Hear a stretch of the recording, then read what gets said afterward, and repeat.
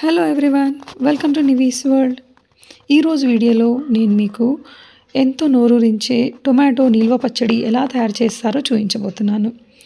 అయితే ఆ టొమాటో నిల్వ పచ్చడికి తయారు చేసుకోవడానికి కావాల్సిన ఇంగ్రీడియంట్స్ ఏంటో చూద్దాం. అయితే నేను 2 kgsకి సరిపడా పచ్చడి పెడుతున్నాను కాబట్టి దానికి సరిపడా కొలతలు చెప్తాను.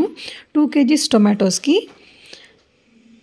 200 grams కారం, 150 grams ఉప్పు, 200 grams చింతపండు, 100 grams కరివేపాకు, 100 grams ఎండుమిర్చి, అలాగే 100 grams శనగపప్పు, అలాగే 5-6 వెల్లుల్లి గడ్డలు. ముందుగా మనము ఒక ప్యాన్లో ముక్కలుగా తరిగి ఉంచిన టొమాటోస్ని అందులో ఉన్న వాటర్ పోయేంత వరకు ఉడకబెట్టుకోవాలి. కొద్దిసేపు మూత పెట్టుకొని ఆ తర్వాత మూత తీసేసి ఉడకబెట్టాలి.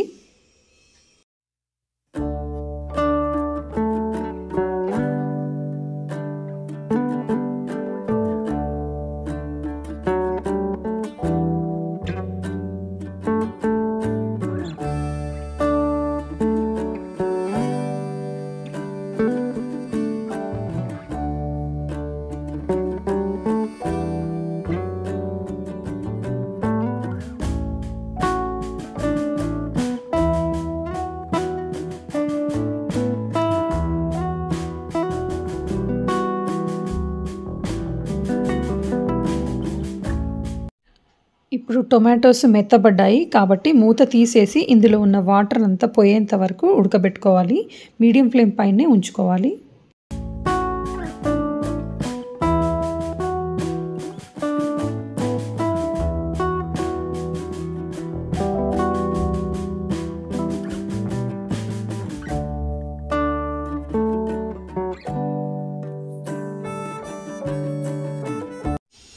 ఇప్పుడు మనం స్టవ్ ఆఫ్ చేసుకొని ఈ టొమాటోస్ని కొంచెం చల్లారనివ్వాలి.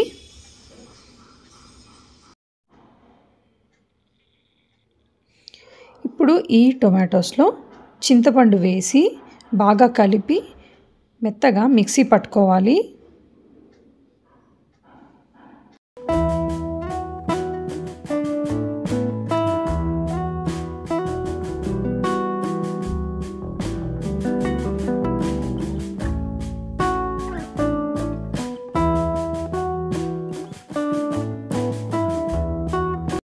మిక్సీ పట్టిన పేస్ట్ని ప్యాన్లో ట్రాన్స్ఫర్ చేసుకొని అందులో వెల్లుల్లి పేస్ట్,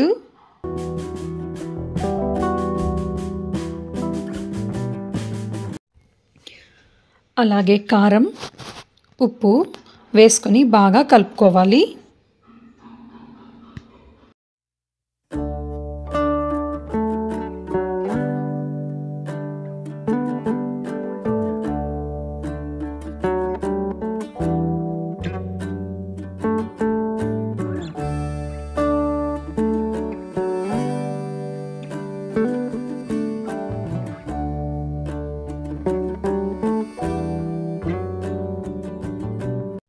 ఇప్పుడు ఇందులో వేయడానికి తాలింపుని ప్రిపేర్ చేసుకుందాం.